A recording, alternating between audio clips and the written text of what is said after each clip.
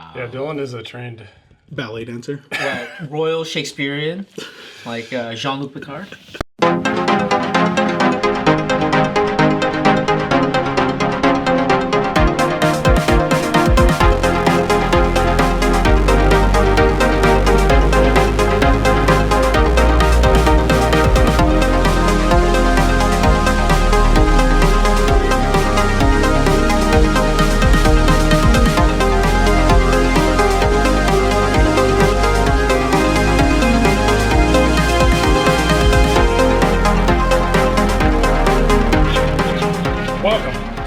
Public. I'm Dutch. Jules here. Dylan?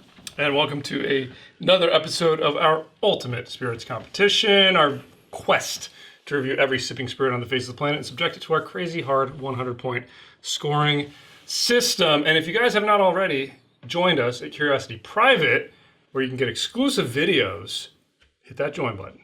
You won't be disappointed. And check out our podcasts on all the major podcast networks. I mean, you might be disappointed. I can't guarantee that. But anyway, in this episode, we're going to go to the play. To the plays? Go to the theater? To the Globe. We're going to go to the old Globe and consume some Midwinter Nights Dram. That's right. This is one of those sought-after annual releases. This one comes from High West, which is well known for their bourbons and ryes. This is their, this is kind of like their special rye that they put out every year. I love the way they do it as a designation of act and scene. This one is Act 8, Scene 2. This came out in late 2020. And it is a blend of straight rye whiskeys that are finished in French oak port barrels. And, they source a lot of their stuff. I think they actually disclose a lot of the information on their labels. You can also find it online on their website. So they're pretty transparent when it comes to, source and what they actually did. And this one, I mean, people go crazy for this every year. Mm-hmm. Price point is right around $100. I got this, I think, for $99. Yeah. So you can find it at MSRP. I know a lot of people pay more than that, and it does have a bit of a following on the secondaries and things like that, because it can be kind of hard to find for people. For whatever reason, here on the West Coast, it's not that hard to find. I've never really had a tough time finding it, but lots of Shakespeare fans. You do have to be quick to the punch to get it, but I mean, because it will disappear, but it does seem to be in a lot of stores here at least. So yeah. You got anything else? Yeah, so I think the source I want to talk about a little bit. They say that this is a MGP in Barton, but after Act 6, I believe they started using their own juice. So really? It's a blend of the three. That's really interesting because they're able to bring out a special winter profile with those blends. And, Dutch kind of went over this a little bit. It's aged in new charred American oak. The rye is then finished in French oak and export barrels. And, a lot of this is, an homage to Shakespeare. What's your favorite Shakespeare story or play? I love Hamlet. I also really enjoyed King Lear, but Hamlet, man. I really enjoyed Renaissance Man, which is not by Shakespeare, but it references a lot of Shakespeare. I was going to say the same thing. My favorite my favorite quote from that was when Danny DeVito's coming down and he goes, "Happy New Year!" The ball is dropped. Yeah, I mean that's an underrated movie, right? Underrated. Yeah. Wow. Why don't we drink some whiskey, guys? All right. The other quote is, once you're born, you start to die. Actually. I have a score, but I kind of feel like I want to discuss it a bit. Yeah. I'm not very... I feel like there's some categories I'm not sure about. Yeah, I've been wavering a little bit. Yeah. All right, we've had some time to taste. We've had some time to score. We've discussed and argued ad nauseum. Check out Curiosity Private. Yeah, because you get to see all that. It's awesome. Bonus footage just for members. So hit that join button.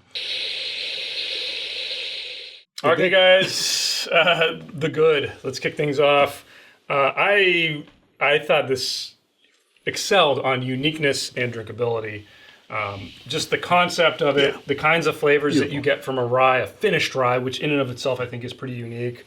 And then the drinkability, I mean, there's not a lot of rough edges on this. It goes down pretty smooth. You're left with pretty nice flavors on the finish, even though I did think the finish was a bit short. I overall enjoyed this drink quite a bit. I think that those two really, it excels on those.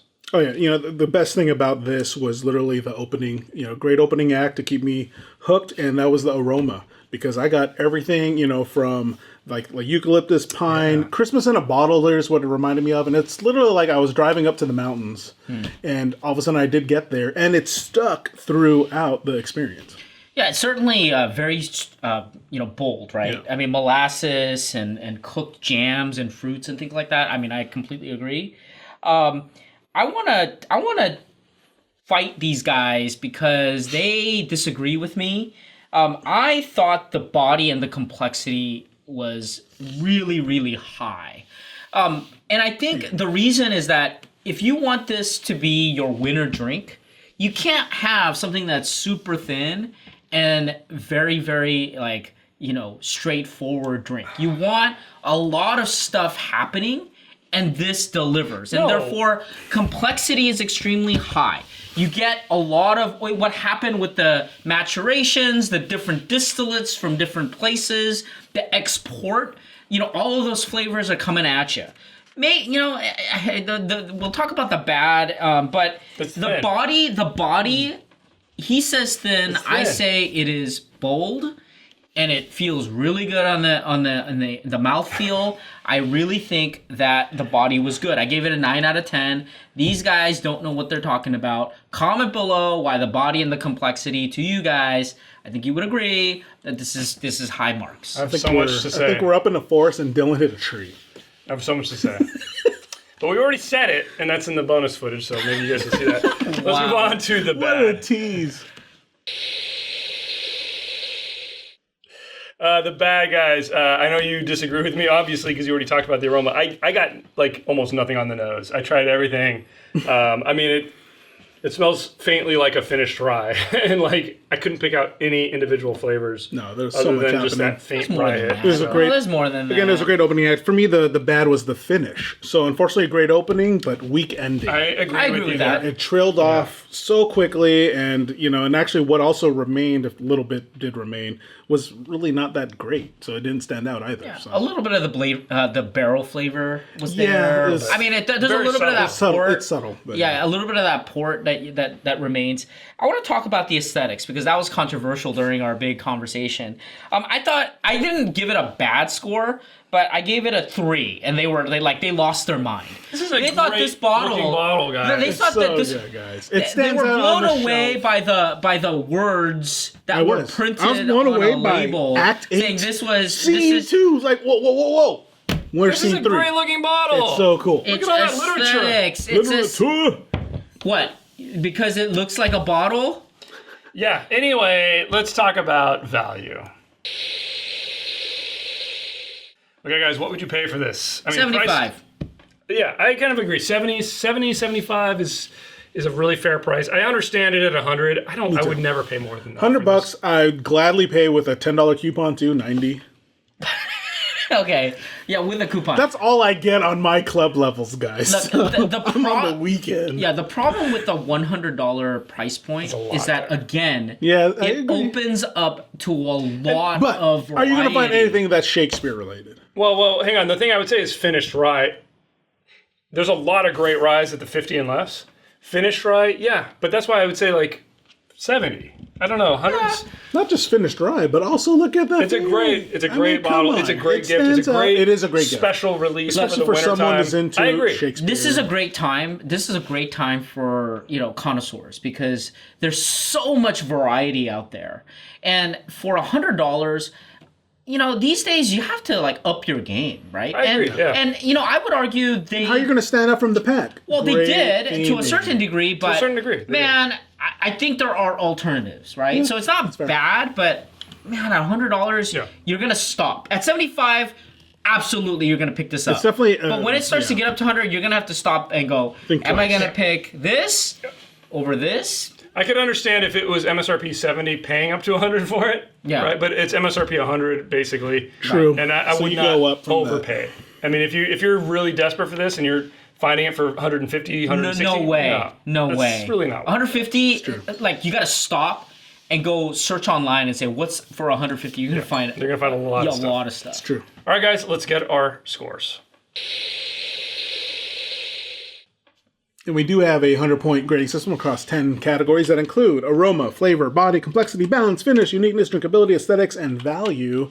And we do weigh flavor greater than the other categories, and we do lower aesthetics and value in terms of points. Okay, let's get our scores. I gave it a 76. I dropped down to 80. 78.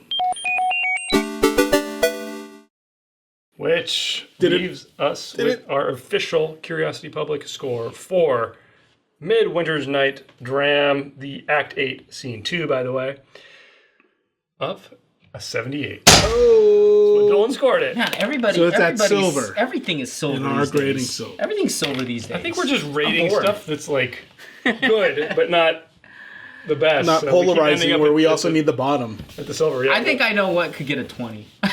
Well, we'll pull some out. 20's very generous. Nobody wants to see those, but we'll do them Yeah. anyway. Jules.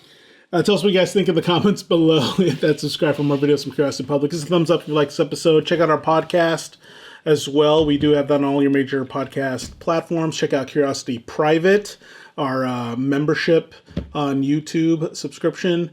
And as always, stay safe, stay healthy. Stay curious.